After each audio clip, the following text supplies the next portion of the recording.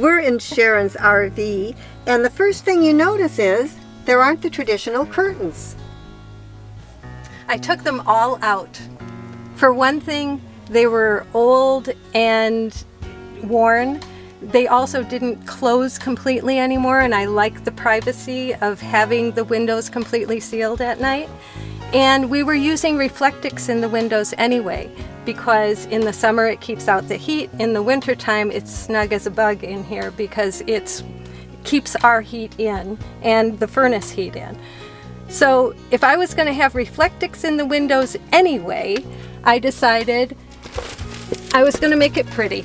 And I was going to get rid of all of that space that was being taken up by all of that fabric that was sitting there.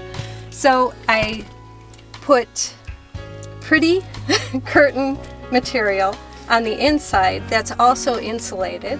I just bought curtains and cut them up and used it as the fabric.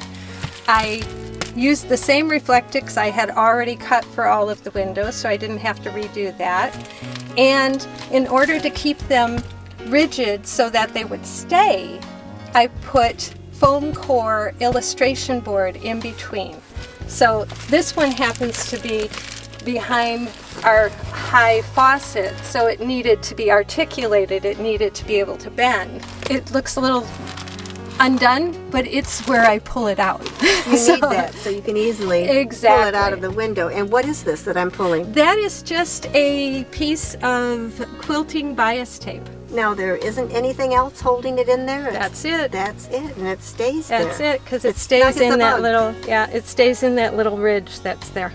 Now all the windows, you've done that to all the windows. Every one of them, including the 3 little ones up in the front. Well, that's a great idea. Thank you. We like it. It keeps us warm and private.